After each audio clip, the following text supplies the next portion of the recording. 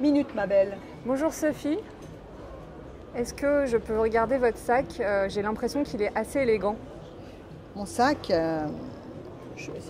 il est comme ça, il est en cuir naturel. Oui. On Je dit crois qu'il a une vegan. petite histoire, d'après ce que j'ai lu sur votre compte Instagram, Sophie. Tout a une histoire. C'est un ami qui m'avait dit tu laisses pousser les cheveux blancs. Oui. Moi j'ai une amie qui a les cheveux blancs comme toi, très longs, qui est d'origine, elle doit être quelque chose, elle est hawaïenne. Et donc elle est assez typée, avec des cheveux tout blancs, blancs comme moi, mais encore plus blancs. Et Miguel est à Los Angeles, voilà. Donc je suis allée à Los Angeles, je l'ai appelée pour la voir, on s'est vu en cheveux blancs, quoi, une rencontre cheveux blancs. Génial. Et elle m'a dit je fais des sacs en cuir naturel, enfin du cuir vegan. Et elle m'a dit je vais t'en faire un. Bref, elle a mis 2 ans à me le faire. Et le deuxième jour, elle me l'avait offert, elle me l'a envoyé en France. Je suis allée en vacances en Sicile et une amie a renversé une demi-bouteille de vin rouge dessus. C'était là, une énorme tache. On voit presque plus rien. C'est vrai, on l'a Alors voit pas. on l'a lavé, on l'a douché, on lui a passé du pec. Je ne sais pas du tout s'il fallait faire ça. Et après, on l'a laissé sécher, il y avait la trace. Oui. Et puis j'ai rangé le sac. Et là, quand je l'ai ressorti, il n'y avait plus la tache. Donc le sac est un poivreau, il a bu entièrement la tache. C'est ça l'histoire. C'est ça. Et la fille qui l'a fait, qui a vu sur Instagram et aussi le post, Ouais. m'a dit tu aurais dû me demander, je t'aurais dit que ces cuirs vegan absorbent toutes les taches. C'est dingue. Elle s'appelle comment du coup cette Elle s'appelle Eddy. D'accord. Alors Sophie, je vais regarder ce qu'il y a dans votre sac. Ah, il faut sortir le sac encore. Eh bien voilà. C'est un peu le c'est vrai que concept. parfois j'ai pas de sac du tout. Hein. Je sais, vous m'aviez dit ça il n'y a pas ouais. longtemps. Je Alors, sais. dans mon sac, j'ai des lunettes de soleil, alors, Ouais. je vous montre. Qui sont élégantes. Elles sont très chic, elles sont Elles, polarisées. ça peut les Ce sont mettre, des hein. Barton Pereira. Super chic. J'ai choisi ces lunettes parce qu'elles sont légères. J'ai une obsession pour les choses légères. Vraiment, elles sont... D'ailleurs, c'est même un problème parce qu'elles se cassent très facilement dans le sac. Elles Ouais. sont super jolies. Vous les avez eues où en fait, hein? C'est une marque qui m'avait offert une paire de lunettes. Ouais. C'est un gros truc ça, de filer des lunettes. Ça va jamais. Et donc je sais pas pourquoi, j'ai regardé sur le site, si je pouvais pas changer, j'ai trouvé ça. Alors j'ai ça dans mon sac. Qu'est-ce que vous avez d'autre, Sophie? J'ai un truc, un portefeuille. Ouais. Alors, je déteste les choses trop faites pour quelque chose. Donc c'est pas vraiment un portefeuille, ça devait être dans un sac, une espèce de trousse, je sais pas quoi. C'est un vieux truc en Vous cuir gras. détestez les choses trop faites pour être une chose. Oui, avoir C'est vraiment intéressant un ça. portefeuille, j'aime pas ça, je sais pas pourquoi. J'aime bien quand c'est un peu détourné. D'accord, Et puis aussi, j'aime beaucoup, vous voyez, ces choses-là sont très douces au toucher. Parce que j'aime bien quand c'est léger, j'aime bien quand c'est doux. d'accord. Est-ce que vous pouvez relier cette idée à autre chose, le fait de ne pas aimer un Je portefeuille? n'ai pas envie pour- d'avoir près de moi des choses agressives. Mes draps sont très doux, ils sont dans une espèce de coton un peu glacé comme ça, en voile de coton. Je préfère la douceur au reste. Et donc quand j'aime pas les vêtements, j'aimerais pas un vêtement qui aurait des boucles très dures comme ça, j'aime pas. Et j'essaie quand même que les choses aient une certaine tenue. Oui, Donc ça peut être structuré, tout ça, mais des chaussures qui feraient mal aux pieds, avec un gros vernis, tout ça, j'aime pas ça. d'accord. J'aime bien les cuirs naturels, tout doux, voilà. Ok. Ça vous plaît comme explication? Ouais. Vous aimez la douceur des gens aussi, en général, des Ah oui. amis J'aime beaucoup la douceur des gens et en même temps, je suis bien consciente que la colère est quelque chose d'important et que par moment, on vit pas dans un monde de bisounours. Oui, Mais par exemple, si on prend là ce qui se passe, je voyais au Tonton d'Emporte le Vent, par exemple, je vois les gens s'écharper. Moi, j'ai une manière douce, c'est-à-dire qu'en fait, je suis capable de m'interroger très gentiment, en fait, sur le fait que moi, j'ai toujours vu ce film comme un film qui m'expliquait justement ce qui s'était passé, qu'il y avait eu des esclaves libérés, etc. Donc je suis capable sans me sentir une affreuse conditionnée, de voir comment j'ai vu ça. Je suis capable d'entendre les gens qui me disent mais en fait regarde le film, les Noirs qui jouaient dans le film n'ont pas pu aller à la première, regarde. Enfin, je suis capable d'écouter tout ça sans m'énerver, au milieu de gens qui se hurlent dessus. Bah, je vous dis ça c'était hier, aujourd'hui c'est Christophe Colomb. Donc, je suis toujours... Oui. C'est très difficile de m'énerver, les gens le disent. J'accepte de discuter, j'ai aucun problème à admettre que j'ai tort. Le fait d'être très exposé, comme vous l'êtes sur les réseaux sociaux, c'est une de vos volontés, puisque vous mettez en scène et vous prenez la parole assez régulièrement. Comment est-ce que justement vous affrontez cette part de colère qui n'est pas douce? Ben, je ne fais pas des posts en colère, bien que je fasse des posts bien sentis à des moments. Et la colère que vous prenez? La colère que je prends, j'en prends finalement très peu. Finalement très peu, mais de temps en temps j'en prends, mais parfois la colère, elle me fait réfléchir. Par exemple, j'ai fait un post, pas pour défendre Camélia Jordana, c'était pas ça. J'ai fait un post pour dire que j'acceptais d'entendre ce qu'elle disait, tout en pensant qu'elle faisait une généralisation maladroite. Mais que j'acceptais d'entendre parce que je sais que je la connais, je vois comment elle est faite, de quoi elle est faite, et je me dis, voilà, elle le dit, c'est pas l'orateur du siècle, Camélia, donc elle le dit, elle est jeune. Avec ses mots. Oui. Avec ses mots. Je me suis pris des tombereaux de vomi, parce que c'était un poste qui pouvait passer pour politique, qui n'était pas. Et ben, j'ai tout lu et j'ai fini par me dire que je comprenais les gens que tout d'un coup qui me disaient mais non, ce qu'elle a dit, elle n'aurait pas dû le dire. Moi, je continue de penser que cette jeune fille, cette jeune femme, elle a exprimé quelque chose qu'on peut entendre. Mais je peux aussi entendre les gens qui me disent que c'est une généralisation parce que je l'ai écrit moi-même. Donc voilà, la colère des autres, j'accepte toujours la conversation. Et sauf si il y a des gens que j'ai bloqués sur Instagram parce que c'était pas de la colère, c'était fondamentalement de la haine. Je comprends. Oui, il y a une vraie différence. Il y a des gens qui viennent tous les jours sur ce qu'elles voulaient dire. Des haters, haters. Et la politique, vous n'en faites pas, vous ne voulez pas en faire? Bah, moi, je suis critique de mode, donc j'aborde des questions politiques. Là, je viens de faire un papier aujourd'hui qui va paraître là. Dans quel magazine? Dans l'Obs. Je suis critique de mode à l'Obs. Oui. Et j'ai fait un grand article très long à lire, qui s'appelle Black Lives Matter, et toi la mode, qu'en penses-tu? Et c'est sur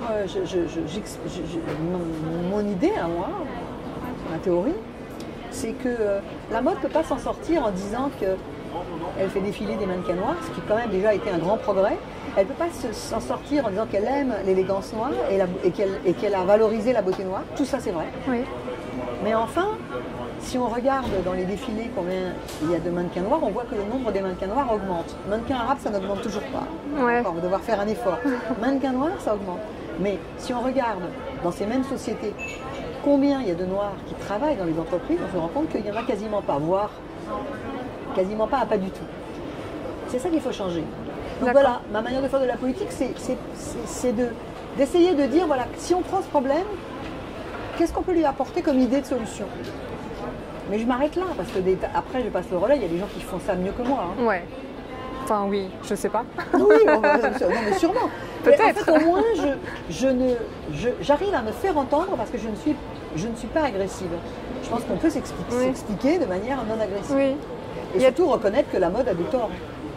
Mais ce qui est intéressant en fait dans votre univers, c'est à la fois vous abordez des sujets de fond avec une fantaisie et une légèreté. C'est assez rare finalement, c'est assez doux. Oui, il y a des gens que ça énerve. L'autre jour, je parlais parce qu'il faut vraiment toujours avoir des idées. Je parlais de la mort de George Floyd et je disais je disais que ça m'avait ravivé un souvenir de moi dans un musée à Harlem avec mon neveu devant l'œuvre de Rico Gatzon, qui est un artiste qui peignait des activistes et des militants noirs et des artistes noirs et qui leur faisait une aura avec des grands traits de couleurs qui partaient d'eux. C'est extrêmement beau. Il a fait beaucoup de pochettes de disques. Et donc je disais, en fait, il y a des gens qui viennent des symboles. C'était ça le travail de Rico Gatzon. D'ailleurs, Rico Gatzon, il m'a contacté, il était ravi, on en a parlé. Il y a quand même des gens qui ont dit, oui, vous passez sans vergogne de la mort d'un homme à une visite dans un musée. pendant des vacances. Il y a des gens qui vous agresseront toujours. Mais moi, je trouve justement très intéressant, puisque c'est une volonté de ma part, d'emmener les gens avec la main comme ça, sans faire comme ça. De les emmener en disant, regarde, viens regarder. Et toujours par le prisme de la mode. J'essaie de m'en tenir au prisme de la mode, mais bon, de temps en temps, c'est pas possible. Mais j'essaie de m'en tenir. Je trouve que c'est déjà fantastique de tout aborder par ce biais. On finit avec les lunettes. Ça, c'est une jeune femme qui m'a envoyé ça. Ça, c'est mon travail. Elle l'a envoyé et après, elle n'arrêtait pas.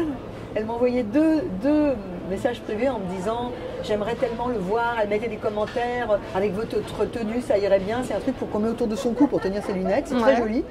Et voilà, ma vie, c'est des gens...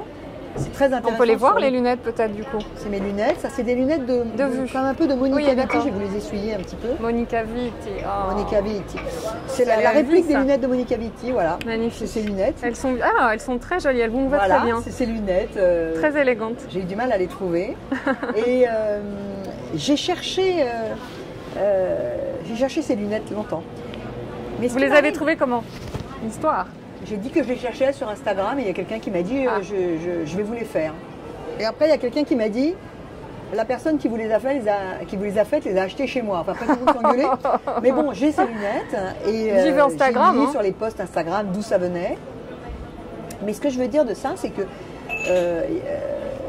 je suis un écho pour ces petites marques. Je ne peux pas toujours en passer parce que sinon, je passerais ma journée à passer le...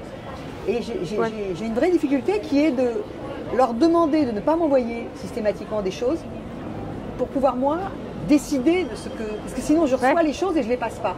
Oui, je comprends. Si vous voulez, je trouve que c'est un gâchis horrible. Voilà. Oui, je comprends. Je préfère qu'on me dise, voilà, il y a ça, est-ce que ça vous intéresse? Ils ne sont toujours pas contents quand je leur dis que ça ne m'intéresse pas. Mais c'est la loi. Si vous dites comment tu le trouves, vous vous exposez à ce qu'on dise, c'est pas mon genre. Sinon, vous ne posez pas la question. Qu'est-ce qu'il y a d'autre dans votre sac? Alors, dans mon sac... Ça, c'est japonais. Encore une nouvelle pochette. Petite pochette. Ça s'appelle la Kitterie. C'est une boutique qui est sous le carrousel du Louvre, qui est japonaise. Et les japonais sont des... D'ailleurs, ça peut-être pas... Je ne sais pas si ça s'appelle la Kitterie. Bon. Ah non, ça s'appelle Delphonix. Voilà. Hein. Guiterie, d'accord. Je l'ai lavé 20 fois, mais maintenant, il ne veut plus se laver.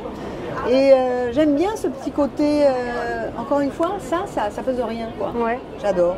Et c'est pas avec mon portefeuille. Voilà, ça permet de sortir avec que ça. Vous avez quoi dedans? Oh, des cartes. Des cartes. Quelle est la carte que vous aimeriez garder à tout prix? La carte vitale? Non, tout le monde dit ça? Je ne sais pas. J'ai la carte Monop. La carte Gold, j'aimerais bien la garder aussi, mais bon, ça, c'est pas moi qui l'ai décidé. La carte d'un laboratoire. La carte du bon marché, où je vais quand même assez rarement. Ouais. Mais j'ai 2 cartes bleues. J'ai une société, donc j'ai ma carte personnelle et la carte de ma société. Si vous aviez eu un objet à emporter pendant le confinement? Des écouteurs pour pouvoir... 2 choses. Des écouteurs et un joli peignoir. Mais des écouteurs, puisque ça rentre dans le sac, ça vous intéresse peut-être plus, ils sont là. Parce que j'étais dans un studio avec mon frère et c'était très important de pouvoir s'isoler, et pour lui et pour moi. Parce que sinon, moi, j'étais condamnée à écouter Pascal Praud toute la journée et lui, il était condamné à regarder les films de Bergman toute la journée. Donc, fallait qu'on s'organise. Comment va votre frère, le confiné? Il va très bien. Le confinement nous a extraordinairement réussi. Ouais. On était dans un studio. Mais oui, c'est fou ça. Hein. La proximité. Oui, mais on a choisi ça. Et ça nous a permis de... En fait, c'était comme un cocon. On n'a pas arrêté de parler. Et plus encore que de parler, de rire. Et j'ai l'impression qu'on est retombé en enfance pour grandir. C'est comme si on avait... Vous savez, les tricots, on défait les mailles et on refait les mailles. Ben, on a refait les mailles. C'est la deuxième chance. Ouais, on a eu une deuxième chance. Mais c'était génial. Ouais. On a ri, mais ri. Bon, j'ai mangé énormément de biscuits parce que... il voulait me nourrir, il avait peur que... C'est mon aîné, il a 10 ans de plus que moi. Enfin, lui, persuadé qu'il est mon cadet. Mais c'est mon aîné. Donc il a pris soin de vous, comme un grand frère prend soin de sa petite sœur? Oui, oui, il était adorable. Il faisait le petit déjeuner le matin, il faisait des bons petits plats. Moi aussi, je faisais des bons petits plats, mais voilà. On a parlé, c'est quelqu'un à qui j'ai entièrement confiance. Et on a pu, à des moments dans la vie, on peut m'énerver, c'est normal, hein, un frère, une sœur, mais j'ai entièrement confiance en lui. Et c'est quelqu'un, ce qui est très rare, moi mes parents sont morts, et c'est très très rare les gens, maintenant que tout le monde est là en disant on n'a pas le droit de me dire ça, bah, c'est très rare les gens qui ont le droit de tout vous dire. C'est très rare les gens qui vous disent là ça va pas, c'est quoi cette tête que t'as, c'est quoi ce bouton, c'est quoi ce... Vous savez très bien que c'est les gens très proches qui vous disent... Ou des choses même sur vous, sur votre personnalité. Sur votre personnalité, votre manière d'être, qui sont... assez dures, mais ça fait du bien en fait. Si vous décidez, encore une fois, que vous pouvez l'entendre, vous êtes libre, en fait, ça fait de vous quelqu'un de libre, vous pouvez l'entendre. Si quelqu'un vous dit oui, mais toi, de toute manière, le genre de choses que mon frère pourrait me dire, c'est le dernier qui a parlé, qui a raison, etc. Normalement, tout le monde s'énerve, comment ça. Et en fait, tout d'un coup, j'ai dit, ah bon, avant je dis donne-moi des exemples, etc. Et là, je dis, mais c'est vrai, mais je dis en même temps, je trouve que c'est intéressant, ça veut dire que je me colle pas dans un truc. Il se foutait de ma gueule parce que avant de regarder un film, ou quand je commence à regarder un film, je pars toujours regarder sur Wikipédia ou ailleurs tout à propos du film, ce qui a été écrit. Il se foutait de ma gueule, alors là du coup je l'ai appelé l'autre jour, je lui ai dit, tu sais, je te signale que maintenant on appelle ça la recontextualisation. Et il va falloir que tu me parles sur un autre ton, je vais être d'avant-garde. Parce qu'en fait, c'est tellement difficile à dire, recontextualisation. Bref, se cultiver, oui. c'est... Moi je suis obsédée par ça. Je me mets dans les œuvres, mais j'aime bien savoir des choses... J'aime bien y aller un peu éclairé aussi. Alors pendant ce confinement, vous avez essayé de vous cultiver encore plus. Vous êtes... Oui, j'ai découvert des choses. Par exemple, j'ai découvert les livres audio. J'avais fini Le Côté de Guermantes, qui était un des tomes de À la recherche du temps perdu, de Proust. Et je me suis... j'avais fini, il n'y avait pas de librairie. Et une amie m'a dit, tu devrais essayer Guillaume Gallienne qui lit Sodome et Gomorrhe. J'ai fait ça. Ça dure 22 heures. Mais j'avais du temps. Donc j'ai fait ça, le livre audio. Je me suis cultivée en regardant les films de Ozu, le cinéaste japonais. Je ne connaissais pas. J'ai pas tout vu. Je crois que j'ai encore du chemin pour tout voir, mais j'en ai quand même vu une dizaine. Du coup, j'ai lu beaucoup de choses sur le Japon. Après, je me suis passionnée pour l'histoire des kimonos. J'ai écouté beaucoup de podcasts sur France Culture. C'est génial, France Culture. Je trouve France Culture, moi, ça me ravit. Je pourrais passer des journées. La fabrique de l'histoire. Mais en fait, c'est pour ça que il y a des podcasts sur le bouddhisme qui est génial. Ah oui ? Je le conseille. Extraordinaire. Je vais y aller. Mais, vous avez fait de la méditation ? Non. Pour moi, ma manière de méditer, c'est... En fait, je n'ai pas besoin de faire de la méditation. C'est-à-dire qu'il y a des gens qui en éprouvent le besoin, mais moi, ça m'est très naturel. C'est pas du tout pour faire la grosse frimeuse, mais... Vous êtes contemplative ? Complètement. Quand j'étais petite, que ma mère venait me chercher à l'école, un jour, l'institutrice lui avait dit, elle est à vous, la petite extasiée. Parce que tout m'extasie, un moineau, un vol des tourneaux, enfin, j'ai un côté... et c'est marrant parce que je tiens ça, je pense que c'est un truc de famille, parce que ma mère... je me souviens quand elle était très âgée, elle ne pouvait plus bouger. Et puis il y avait une abeille qui s'était posée, et je voulais la chasser parce que je ne savais pas si c'était une guêpe ou une abeille. Et elle m'avait dit, mais non, laisse-la, on va la regarder. Donc voilà, il y avait l'abeille sur son doigt et elle la regardait. Donc j'ai pas besoin de méditer parce que je peux me décoller de moi pour entrer déjà dans la conversation avec des gens que je connais pas. Je suis à cause du compte Instagram, très souvent arrêtée dans la rue. Et je peux en fait partir comme ça de manière un peu océanique à discuter avec les gens. Je peux... je sais pas, j'ai des... Je médite à ma manière. Je me fais des espèces de guillis sur le ventre, comme ça. Jusqu'à ce que ça fasse du bruit. Ça pendant 1 heure. Donc je n'ai pas besoin de méditer, ce serait une perte de temps. C'est vrai que c'est une forme de méditation, les guillis sur le ventre qui font du bruit. Vous aviez le bruit des oiseaux et des mouettes? Oui, là-bas, ce qui est marrant, c'est qu'on à Trouville. J'étais à Deauville, on est au bord de l'eau, Ah. on est à la marina. Donc la marina, elle est vraiment sur l'eau, c'est un territoire gagné sur la mer. Donc j'étais vraiment sur l'eau. Et j'étais sur ce territoire. On a acheté ce studio dans cet endroit où avant il n'y avait pas de terre. C'est bien pour des exilés, on vient d'une famille d'Arméniens, Ah oui. des apatrides. Qui Ouais. avaient, ma grand-mère et ma mère avaient un passeport Nansen, qui était des passeports pour les gens qui n'avaient pas de terre.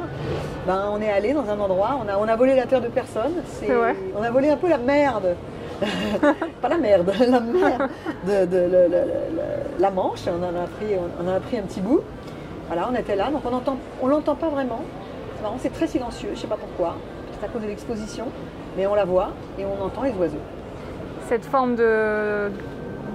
C'était une forme d'exil aussi de partir de Paris pour aller dans un appartement avec votre frère. Vous l'avez vécu comment, cette annonce de confinement, le choix en fait? Où est-ce que je vais? Ça s'est fait rapidement, j'imagine? Ça s'est pas décidé. J'ai pas choisi où j'allais être confinée. C'est-à-dire qu'en fait, je suis allée. Ah d'accord. Mon frère avait pas trop le moral, donc je lui ai dit viens à Paris. Après, comme ça continuait d'être un peu chancelant, j'ai dit bah, je vais venir avec toi. Je vais passer quelques jours à Deauville avec toi. Pensant pas rester puisque c'est un studio. Et puis finalement, on a compris qu'on allait être confiné et on rigolait tellement que je me suis dit mais en fait, il y a en fait, le hasard me donne l'opportunité d'être là avec lui. Alors, je m'en suis un peu sur Instagram, il y a des gens qui ont dit oui, vous quittez, vous fuyez, vous avez votre résidence secondaire, mais c'est très très drôle parce qu'on était vraiment dans un studio de 20 mètres. Non, mais je veux dire, s'ils savaient quoi. Mais cela dit, s'ils savaient, on a une chance inouïe d'avoir ce studio. C'est surtout la chance d'être avec quelqu'un qu'on aime, non? Ben, je sais pas, je pense que une douceur, c'est bizarre les jugements aussi là-dessus. Je pense que là-dedans, il y a évidemment des... D'abord, on s'est rendu compte, une fois qu'on a hurlé sur tout le monde... C'était une bonne chose. Non, d'abord peut-être une bonne chose, mais on s'est rendu compte que ces gens n'avaient contaminé personne et surtout, on s'est rendu compte que 60% des Français ont un jardin. Donc en fait, ceux qui pouvaient aller se mettre dans un endroit... Nous, on n'a pas de jardin, on avait un petit balcon, mais ceux qui pouvaient aller se mettre au vert, c'était quand même des conditions. Alors là, pour le coup... complètement rien à voir avec Paris, où j'avais mes amis au téléphone, je sentais le poids. Alors il y en avait qui osaient sortir et qui donc découvraient la ville déserte. Il y en avait beaucoup, et d'ailleurs sans doute, heureusement, qui ne sortaient pas et qui, eux, ont vécu à sortir une fois tous les 10 jours. Donc je pense que c'était quelque chose de très très très dur. Ouais. Nous, c'était pas ça. Je pense aussi, ouais. Nous, on se sentait pour aller chez Leclerc. Bon app. Très bien. Est-ce que vous avez autre chose dans votre sac, Sophie? Oui. J'ai mon livre. Je ne l'ai pas apporté exprès, je l'ai tout le temps en ce moment, parce que je vais à des émissions, je vais... Alors, je vous coupe la parole, excusez-moi, j'ai vu l'émission où vous étiez avec Mouloud et tous ces garçons qui étaient tellement et terriblement gênés de parler Ils étaient gênés, de leur... Et c'était très... Vraiment, tous, il n'y en avait pas un qui était à l'aise avec ça. Non. Et même celui qui a fait l'humour, qui était très juste sur on parle pas de ça. Hein.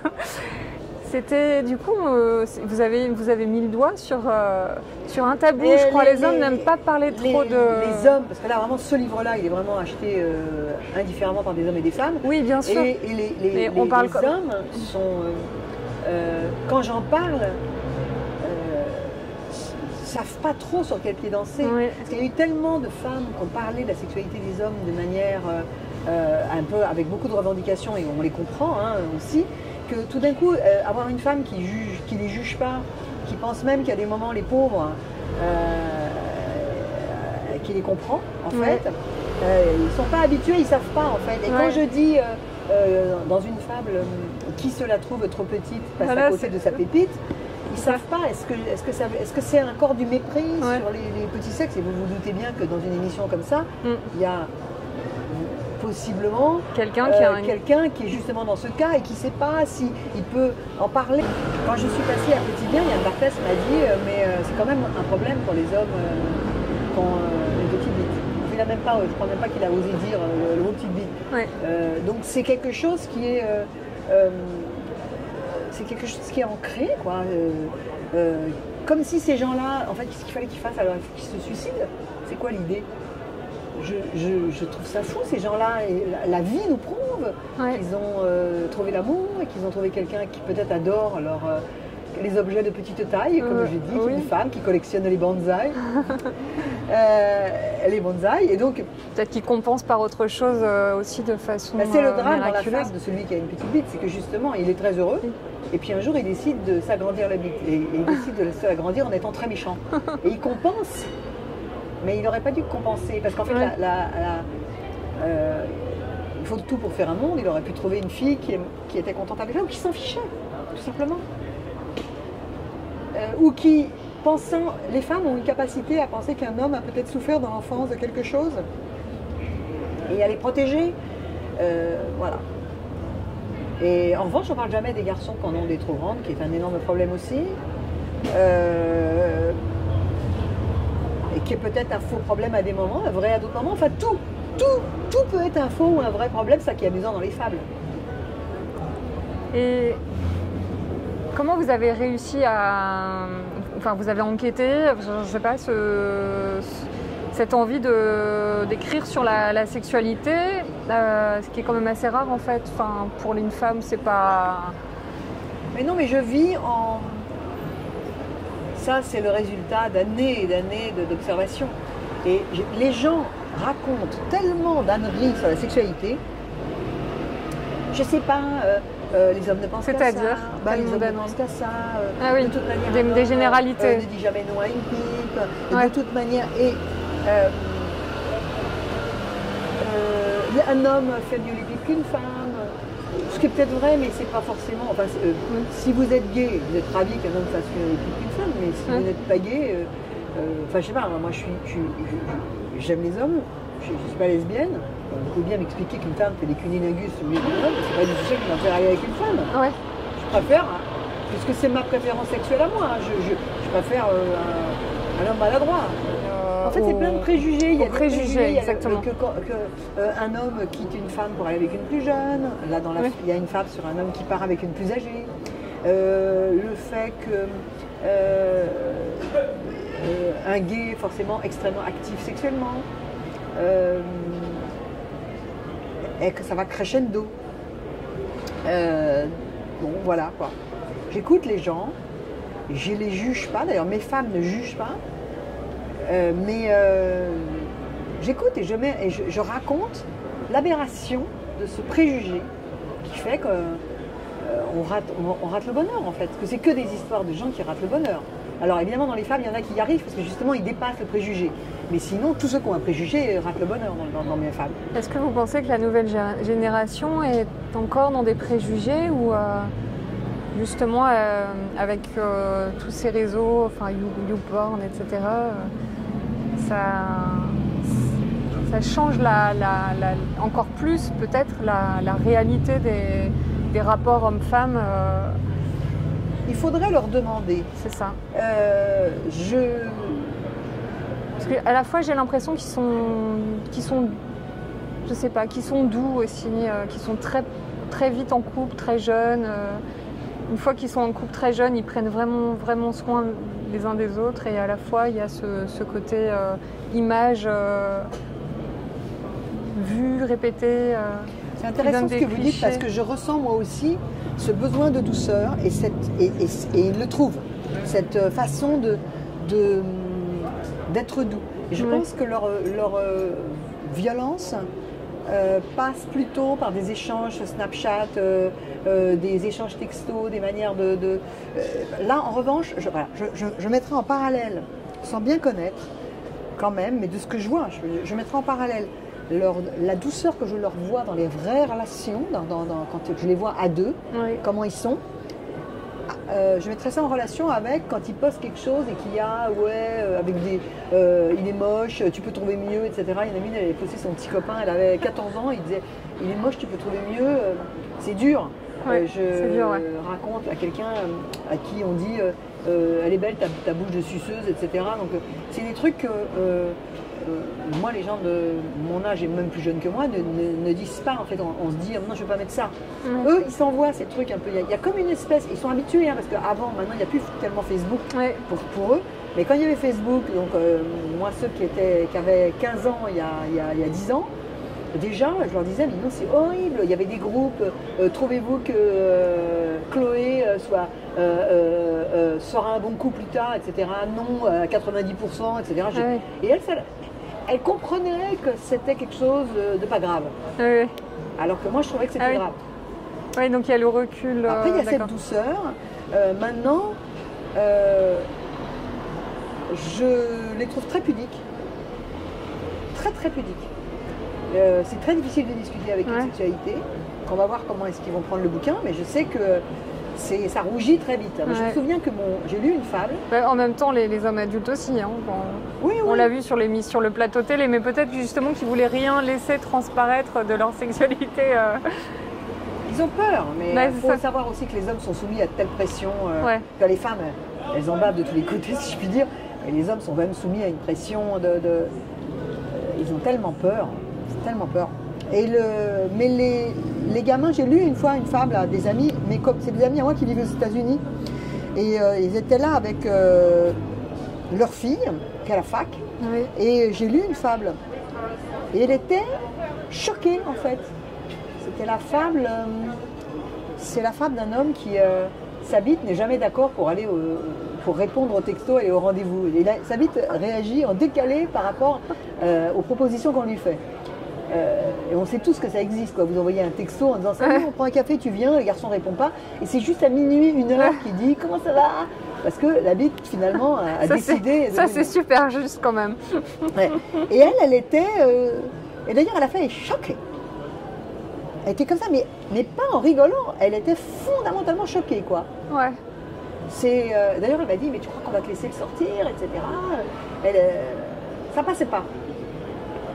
Ça passait pas. Pourquoi ? Elle est capable de vous montrer des images horribles de gens qui se font torturer, un bras d'un côté, la jambe de l'autre. Ouais. Mais là, ça passait pas.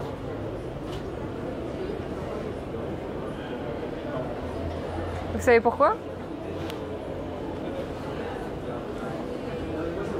Parce que c'est peut-être pas le même monde. Dans les années 70, dans lesquels j'ai été élevée, on parlait très très très très ouvertement de la sexualité. Mais moi, ça m'empêche pas d'être pudique. C'est pas parce que j'ai fait ce livre-là que je suis pas pudique. Ouais. C'est juste que je suis toujours... Ça revient à ce que j'ai au début. C'est plus tabou maintenant, vous pensez ?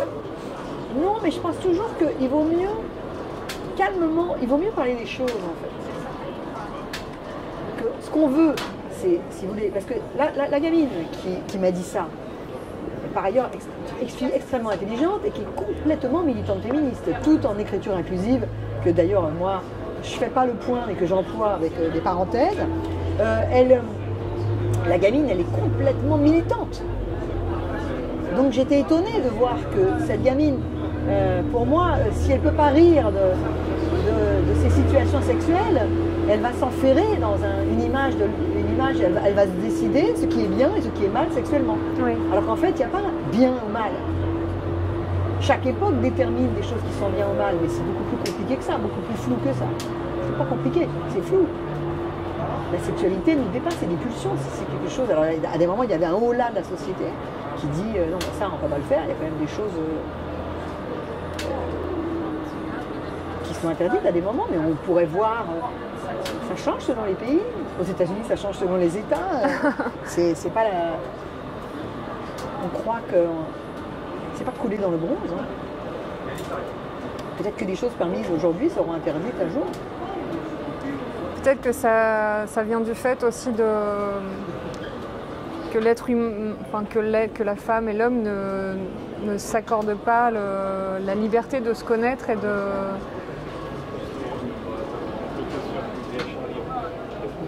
faire comprendre à l'autre ce dont il a vraiment envie, parce que justement il est enferré dans des clichés et des stéréotypes.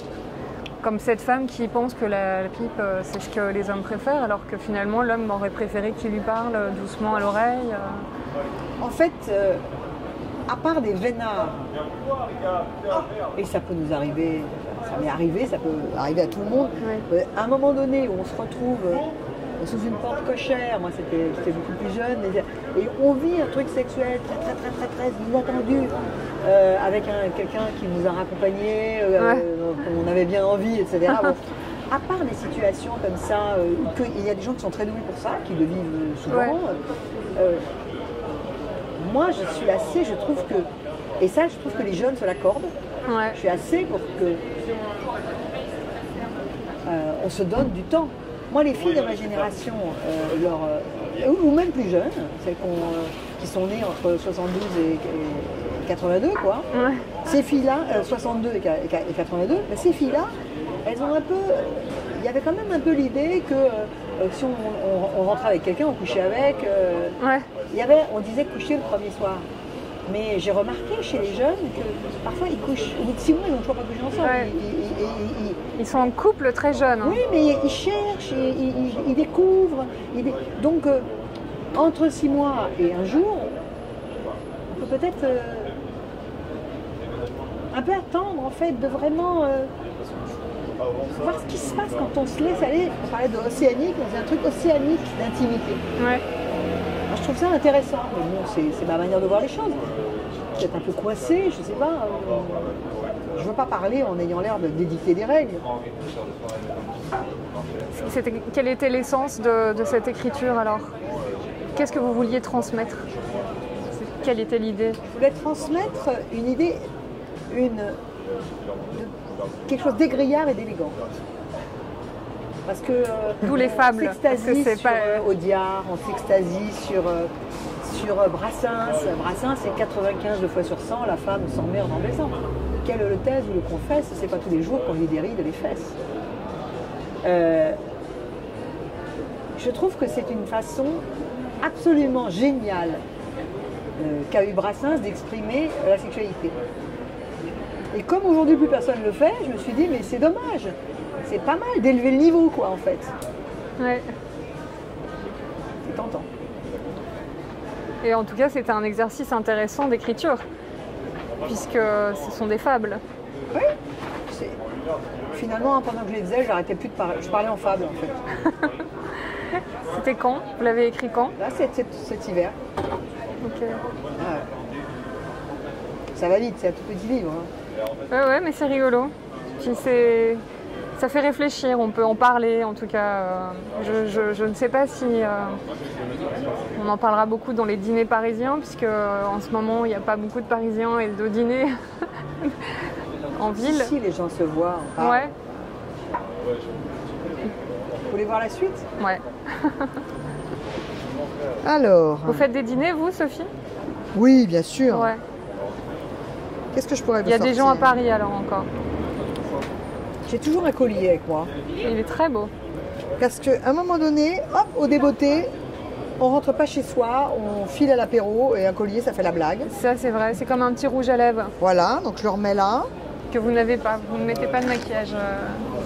Si, j'ai du rouge à lèvres. Okay. J'en ai même deux parce que j'en ai un pour me maquiller et un qui sert aux maquilleuses. Okay. Le collier, il est vraiment pourri. Hein.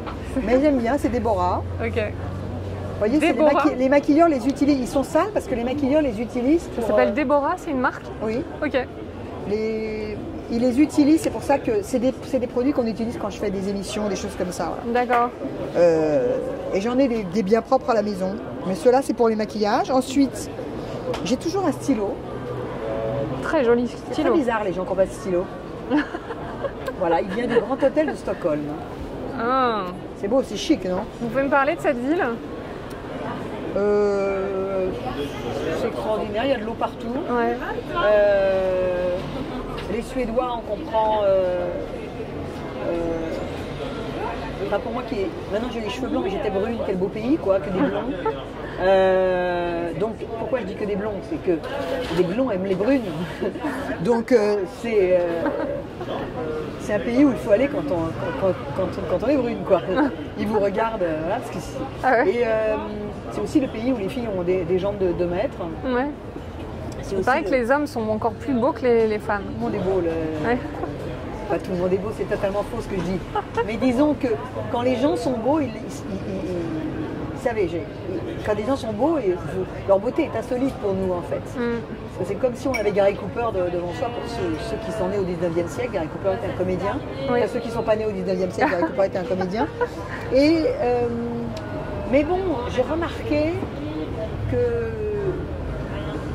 chaque fois que je voyage, je trouve les gens extrêmement beaux dans les pays où je vais. Au Portugal, les gens ont des visages, des sourires, des cils, des longueurs de cils absolument dingues, des yeux verts, sublimes. Est-ce que ça veut dire que vous regardez plus les hommes, les hommes et les femmes quand vous êtes dans des pays, l'observation est peut-être plus accrue quand on visite, quand on voyage, non? Non, mais je trouve pas que Paris soit l'endroit où il y a les gens les plus beaux. Quand je suis allée à Biarritz, il y a un an, j'ai trouvé dans un café archi connu à Biarritz où on mange des espèces de tapas. Ouais. La Mi-Jean. Oui, c'est ça, exactement. C'était à la Mi-Jean, mais c'était. J'aurais pu partir avec 25 des garçons. Ah, ils sont très beaux. Plus beaux les uns que les autres. C'est vrai. Donc voilà, à Los Angeles, j'ai trouvé sublime. Au Kenya, j'étais complètement. Je me disais, mais c'est pas possible, quoi. Parce qu'ils sont beaux, les femmes, le port de tête des femmes, enfin bon voilà.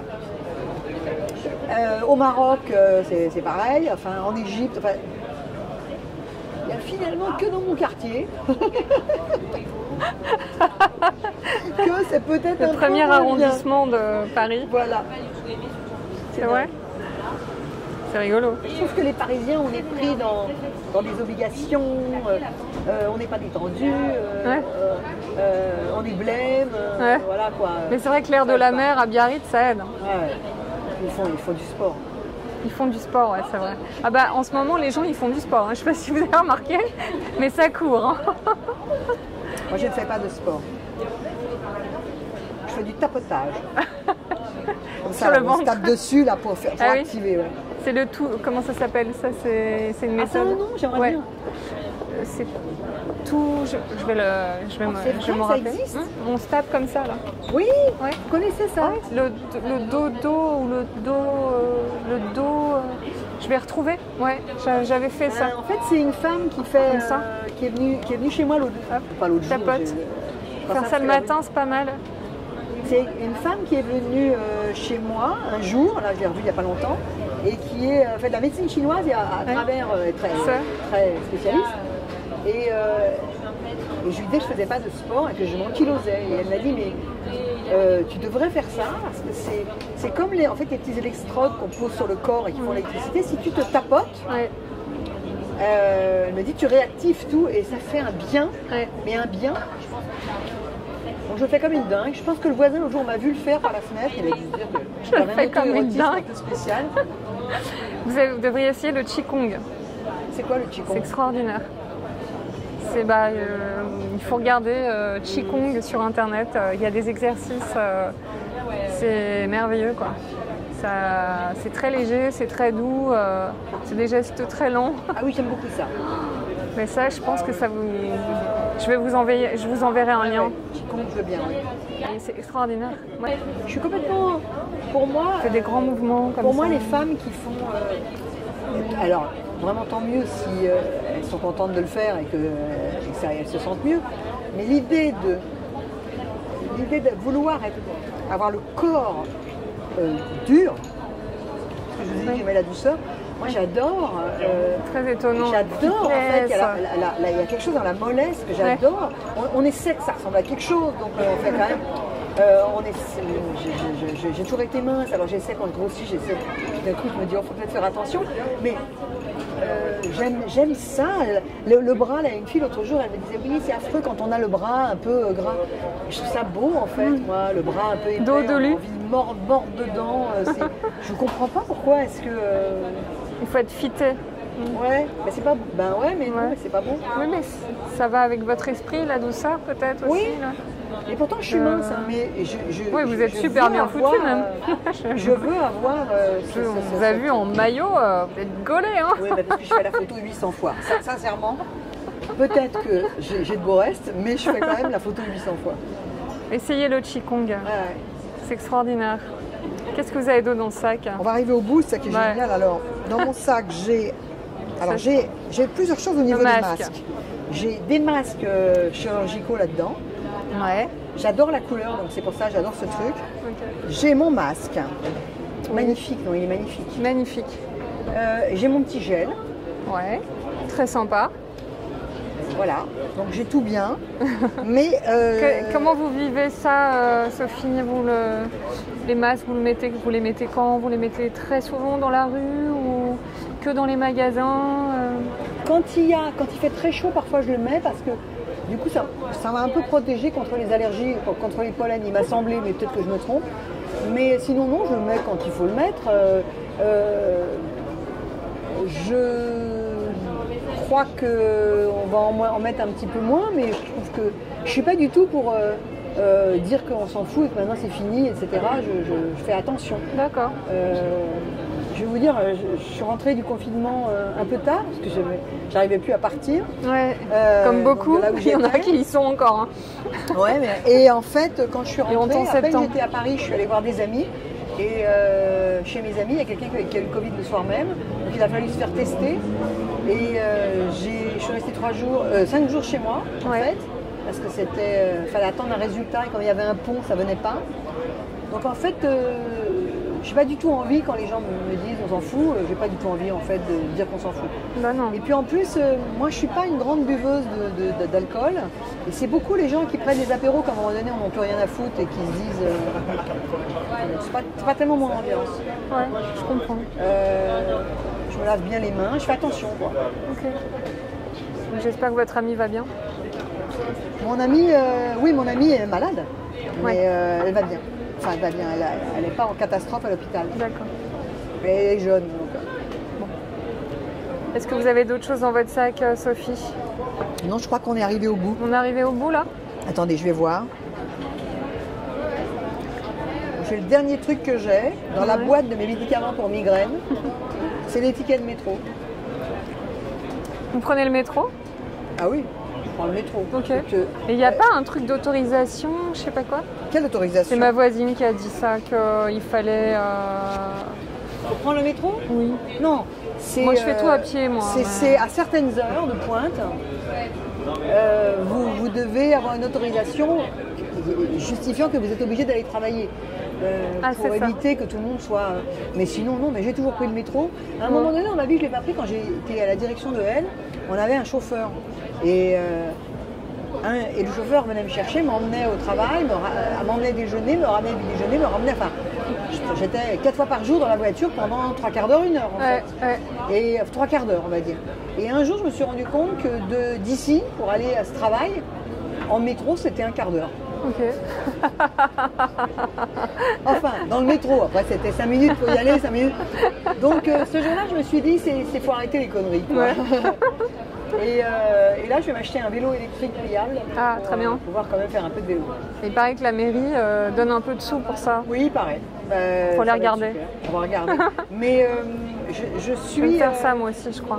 Je prends le métro. Mais alors, je vais vous dire, parmi les gens que je connais, il y en a plein qui ne prennent pas le métro. C'est très étonnant dans la mode. Vous avez des gens... c'est comme quand j'étais à Canal+. Il y avait des animateurs très connus qui prenaient le métro.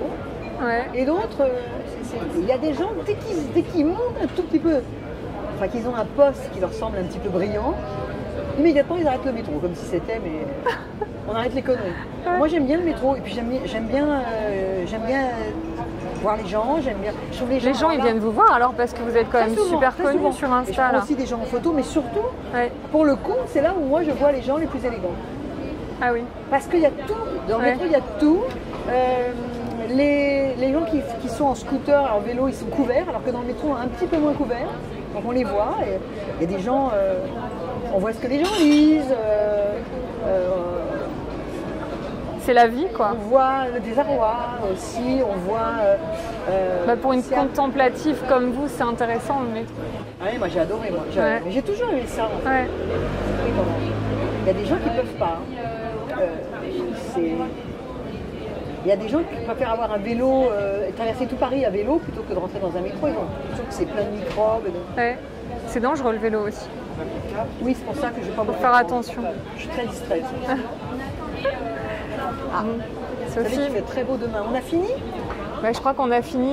Est-ce que vous avez des choses à me raconter encore sur, je sais pas, la fin du sac? Est-ce qu'il y a un double fond dans le sac? Non, mais le double fond de l'histoire, Ouais. c'est que la plupart du temps, je n'ai pas de sac.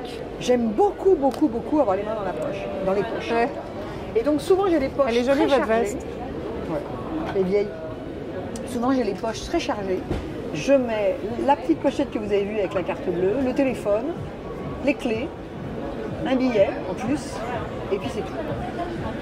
Les habits, c'est vos amis un peu, non? Vous êtes proche de vos amis? Oui, C'est... ça c'est H&M, je l'ai depuis, j'avais acheté dans un H&M à Venise, un jour je l'ai, Ouais. et j'étais entrée dans le H&M pour l'acheter, je l'ai gardé tout le temps. J'aime bien la couleur, ça c'est Céline, il y a longtemps. Et là j'ai pas de choses vintage sur moi, d'habitude j'ai des choses vintage sur moi. Et vous avez ces superbes chaussures. Ces chaussures ça, de Loewe. Elles sont Ça, sublimes. c'est des chaussures qu'on m'a offertes. J'adore le petit nœud sur le... En général, je suis pas trop sur les cadeaux, mais... Non, mais le nœud et puis l'espèce de froissement là devant. En fait, je leur ai dit que je pouvais me pendre pour les avoir. Et ils me les ont offertes. Très Je sympa. les adore. Bah écoutez, on peut les remercier parce qu'ils ont sauvé une belle vie. Elles sont confortables. Elles sont tellement bourgeoises. Ouais, elles sont très bourgeoises. Ouais. Mais à la fois, elles ont beaucoup de fantaisie, elles vous ressemblent. Ouais, voilà. Merci beaucoup. Je pense qu'on peut se laisser là-dessus. Ouais. À bientôt. Ça a duré plus d'1 minute. Hein. Oui.